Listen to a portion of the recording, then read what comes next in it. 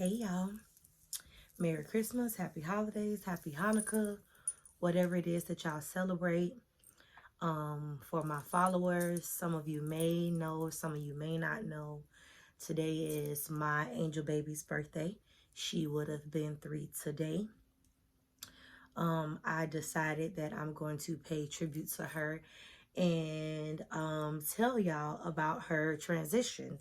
I'm just gonna try to like sum it up, but I'm gonna give y'all like full details about her transition. I'm gonna try to be as less emotional as possible, but it's very, very, very emotional. Okay. Thank y'all for tuning in. Don't forget to like, comment, subscribe, share, tell a friend that it's going down with Imperfect Meshes, V Life with Quisa J, all of that, baby. Let's get into it. But anyway, okay, so back in 2019, I was pregnant. I had a gender reveal on my birthday, December 14th. I hope y'all watched the video below. Turning 30 with me. But December 14th, I had a gender reveal. And it came out that I was having a girl. The family was definitely excited because my husband's side of the family and my side of the family, like, they was like, I'm tired of boys. We tired of boys. Everybody having boys. We need a girl. We need a girl. We need a girl. Balloons came out pink, like my husband shot off light running. Hold on, let me show y'all. Hold on. Ready? 1, 2, 3.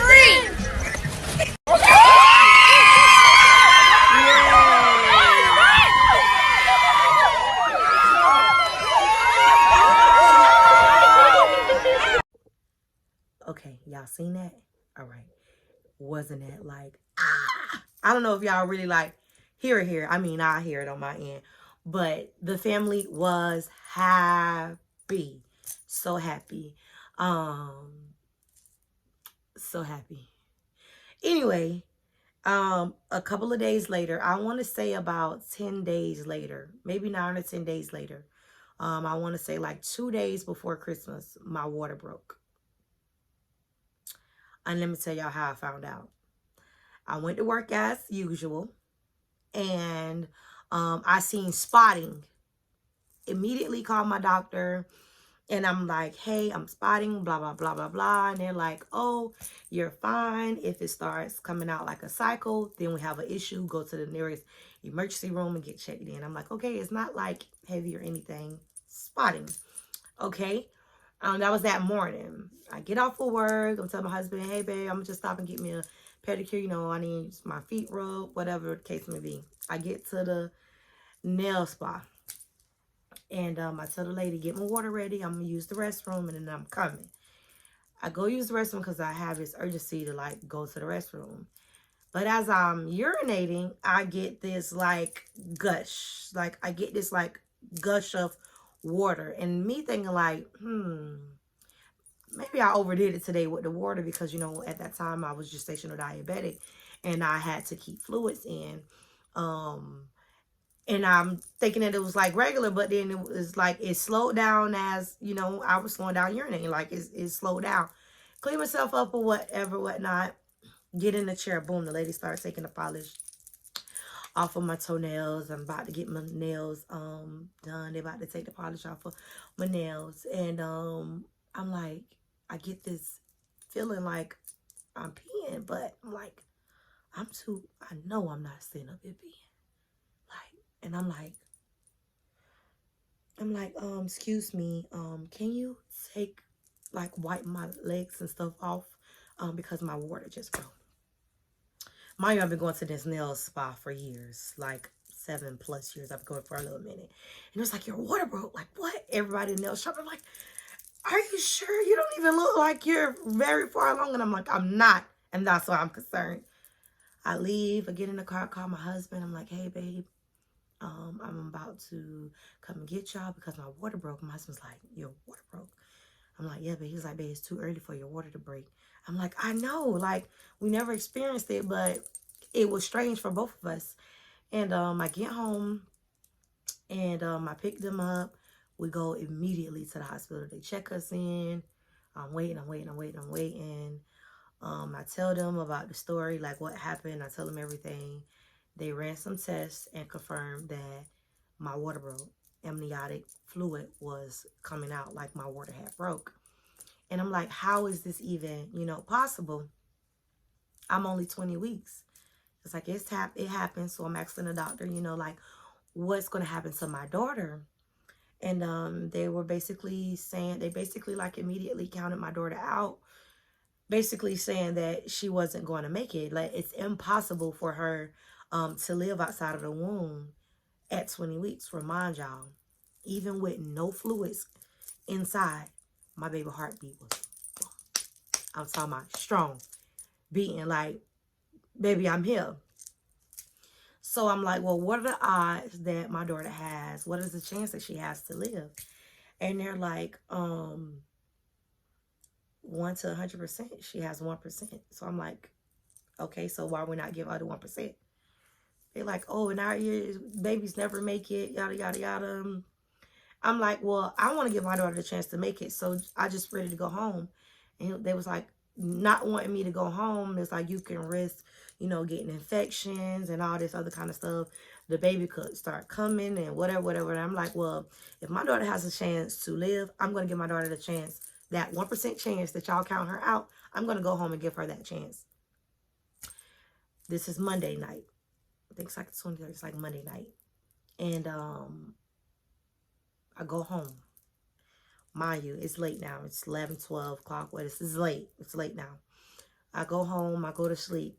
This day is Monday. It was one day before Christmas Eve. So it was the 23rd. Christmas Eve come. I call my doctor's office. And guess what? They were closed. I'm panicking because I need to check on my baby because my water is broken. I need to check on my baby again. I call up the hospital where I was supposed to give birth at. And I call them, I'm like, telling them the story.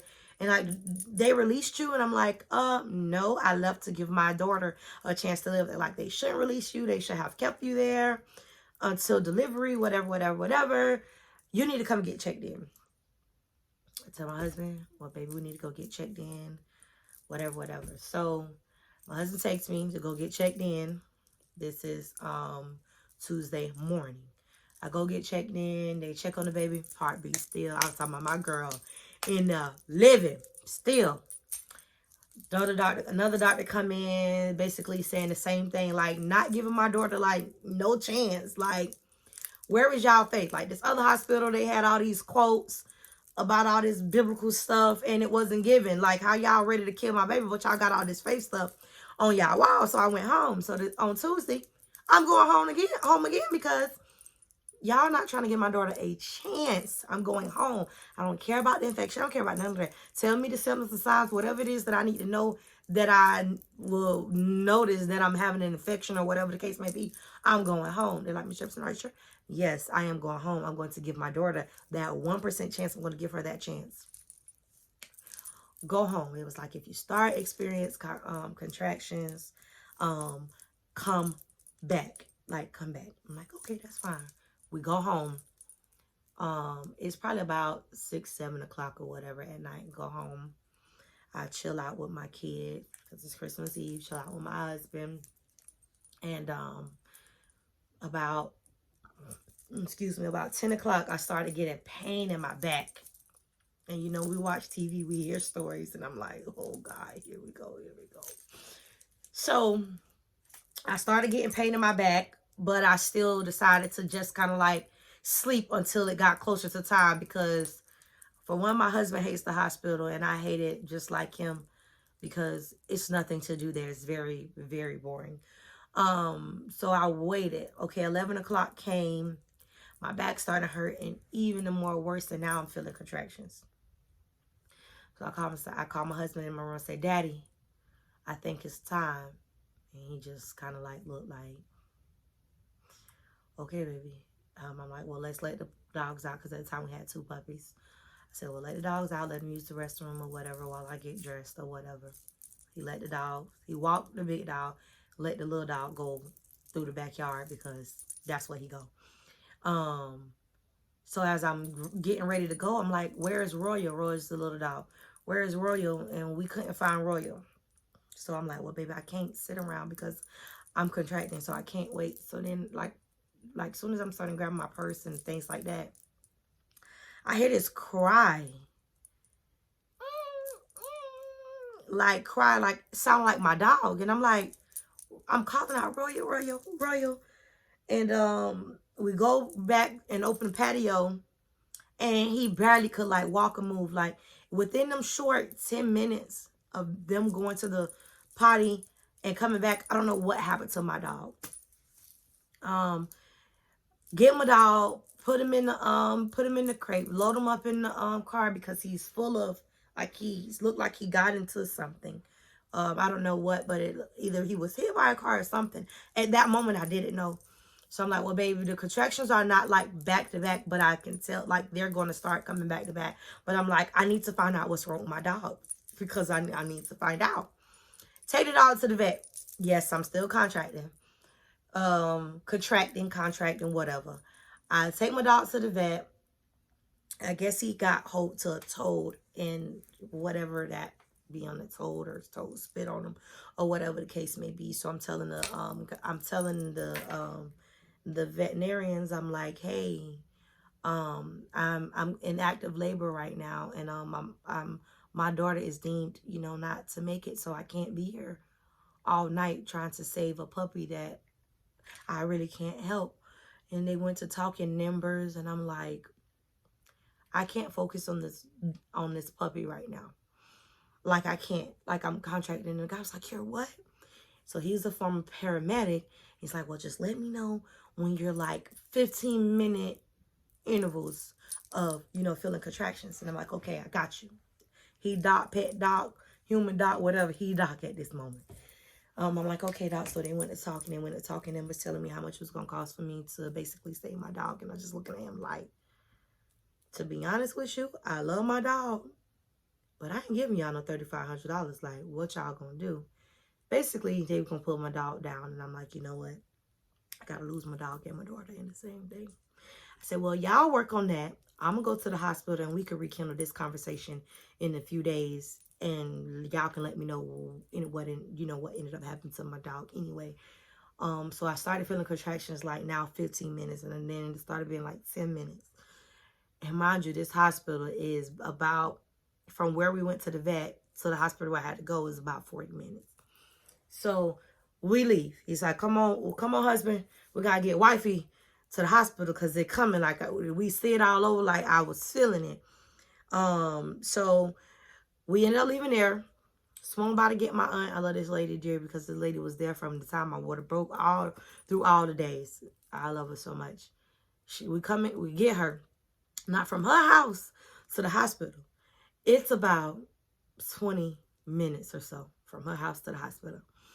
Baby, well, my husband is behind that wheel. We got to that hospital, I kid you not, in probably like 10 minutes. I promise you, by the time 2 songs played on the radio, I was at the hospital. Because I'm telling him, Daddy, it hurt. Get to the hospital, they check me in. Yes, put me monitor. Baby still going strong. She's going strong. They hook me all up, listening to her, whatever. They end up putting me in labor delivery because I told the nurses and stuff that I want to deliver her naturally. I want to do vaginal because my other 2 boys were C-section. So I wanted to do no medicine or whatever the case may be. Y'all mamas that done had kids, y'all know that changed real fast. Anyway, I got there at about 11, something close to 12 a.m. So now it's Christmas Eve, almost into Christmas. So I'm there. I ended up falling asleep or whatnot. And I started feeling contractions like more and more. It started to be more painful. But I'm like, I'm going to suffer through it. The last thing I really can remember after that is it was like 5 something in the morning. I told my auntie, I was like, auntie, I don't think I'm going to make it through the time to deliver her because I'm in pain. I'm going to want my medicine. I'm going to want my epidural. And she's like, well, baby, whatever you need is going to make you comfortable. Just get it. And I'm like, I'm just hold out a little bit more. So I ended up dozing off again. I woke up, I'm like, I need epidural. I can't do it. I can't sleep. I can't do it. My body was in pain. I was already going through emotions anyway because I know that the time is getting close to gave me epidural. I fell back asleep after the epidural. And then they had to do it twice. Like, it wouldn't go in. So they had to do it like 2 times. So they finally got it in. I ended up falling back to sleep. I was woke up to my auntie said, baby girl, it's time, you gotta push. And then as soon as she said it, I'd say, Miss Jefferson, it's time to push. And I'm like, no, what do y'all mean? So when I opened my legs to push, my baby was already coming out, but she was coming out reach by her arm. And I just looked at my husband, and he just couldn't stand. I just told him, like, baby, you don't have to, like, you know, like, I understand, like, it's hard. I know as my husband, I said it's hard. And I pushed, and it was like, one more push, and I pushed, and I got tired. It's like, come on, Miss Jefferson, it's the last push. And on that third push, she came out, and there was no cries. It was just silence. I mean, they did, like, congratulate that it was a girl, but it was just silent. And they put her on my chest, and I'm just saying, sorry. I'm so sorry. I'm just saying, sorry. I don't even know what I was sorry for. Like, I don't even know what happened. But I spent a few moments with her, and they took her from me. They got her all cleaned up. They got me cleaned up, and then they put me into a recovery room. You know, after you give birth, they put you in the recovery room so you come off medicine or whatever. Then they transported me to my room where I would, you know, eventually be discharged. And they asked me, I want to see my daughter. And I'm like, yes, I want to see my daughter. I don't care. I don't care if she's not breathing or whatever. I want to spend my moments with my daughter. So they bring her in the room, and she's all dressed up with a little hat on, with this little dress-like thing. I can see on her arm where when she came out breached, like she was bruised from the neck all the way down. Like her hand was so, like her whole, this right side was swole. And I was telling them, like, me not knowing, I was like, hey, it's too cold in here for her, you know, like, and they're like, Miss Jefferson, she has to be on ice. And even with her being on ice, I didn't care. I didn't care that she wasn't breathing.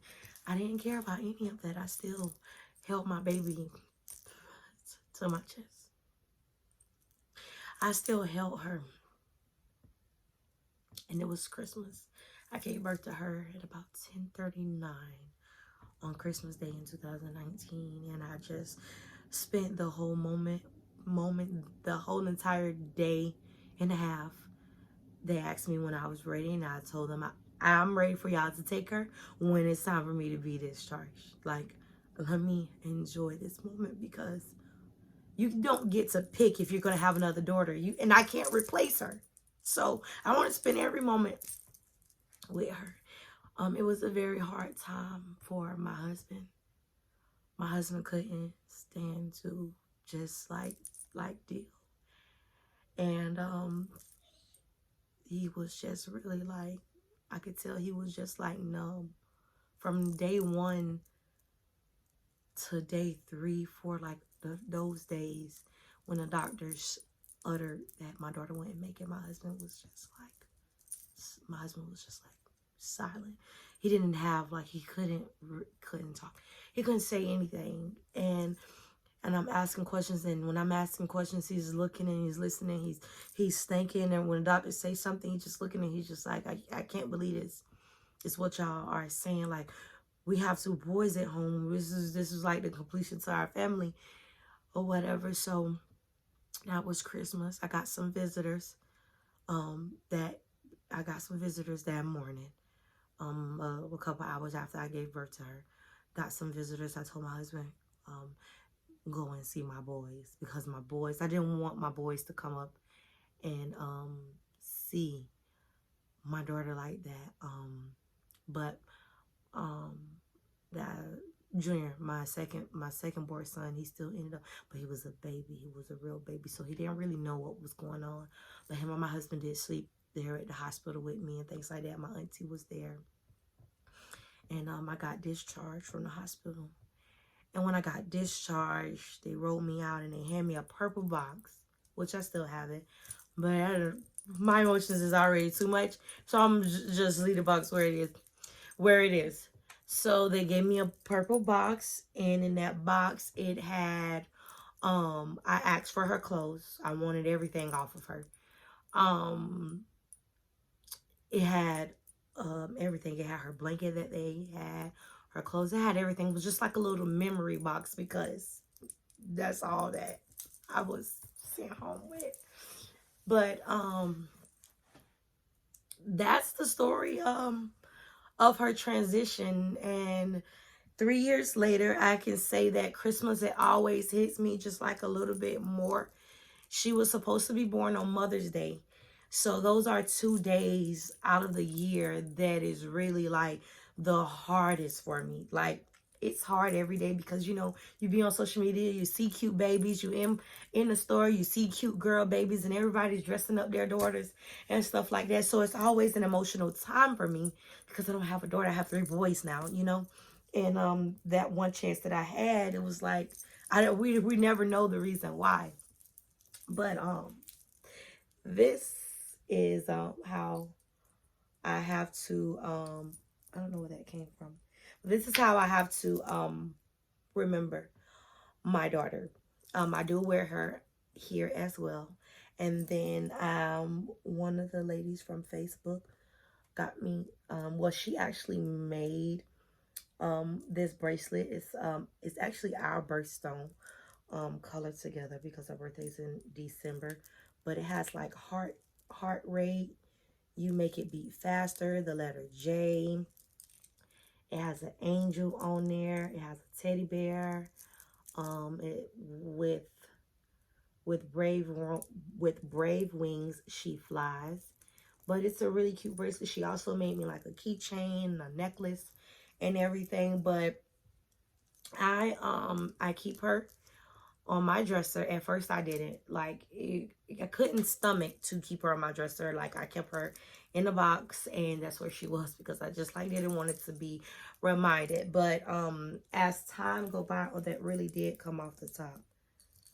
As time go by, I don't want to say, okay, I don't know why isn't it not sticking, but it does it gets easier, but you never forget. And I know that a lot of people don't know me. So a lot of times when I'm in conversation with people and they ask me, oh, you gonna try for a girl? It's like, here we go with this conversation again. I just no. And then if they be adamant, well, you should try for a girl. I did. My daughter's in heaven. I lost her on Christmas. Oh, I'm sorry. Well, sometimes stop being so pushy, and y'all understand, but a lot of people don't. And if I say, just brush it off with one sentence, then let it be brushed off. But the adamant ones, now I have to be like, no, my daughter's in heaven, and I gave birth to her on Christmas, and now they cringe their hearts and stuff like that. But I'm okay. I definitely never expected, because I've always had healthy babies. If I could recall correctly, they say after doing all the testing that I had blood clots and stuff with my uterus, and my uterus was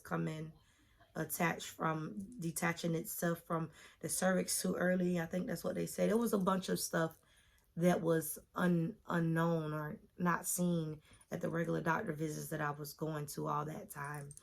But I just wanted to pay tribute to my baby because today is her birthday. And excuse me, I can't believe that it's been 3 years already. But I wanted to let y'all know, because instead of making my YouTube about specific episodes and specific topics, I'm just going to kind of like give y'all a lot of behind the scenes of what goes on with me and my family. So that's why I'm going to call it Vlog Life with Quisa J. I'm definitely going to be publishing more stuff. I can't say how often, but when the time comes, y'all will see. If y'all like, comment, and subscribe, it's going to show you a blue dot every time I upload. So stay up to date with those notifications because I really love the feedback, and I love everybody that wants to hear my big mouth talk. Like, I never was really like a talker. Like, I would talk to people on the phone, if I deal with them, but to actually be sitting on a camera or meeting with people and talking to people, I don't do that kind of stuff. But it's time to get out of my comfort zone. As I I've turned 30 and I feel like I'm on a new element and I want to go as high as I can. So stay tuned for everything that I have coming. I appreciate y'all already. Like I say, like, comment, subscribe, share. Make sure y'all subscribe. If y'all do nothing else, subscribe. Please. Thank you. But I have a lot of goals. I have a lot of visions, and I don't really speak on them until they're already in the motion, and I can deal with the negativity that comes after it's in the motion. But I want to just say that I appreciate everyone from Instagram. My Instagram is _imperfect.measures_. My YouTube is VLife with Quisa. My TikTok is VLife with Quisa. Yeah, get into it, like, seriously. But I appreciate y'all, and happy birthday to my angel baby. I love you. Daddy loves you. Your brothers love you. They often just sit and kind of like stare and think with me, wishing and asking for a sister, but it's not happening. 3 is definitely enough, and I'm fine with all the boys that I have. But I thank y'all for tuning in. 2023 is a week away, and it's up from there. So again, thank y'all, and until next time, y'all know about this song, but until next time, bye.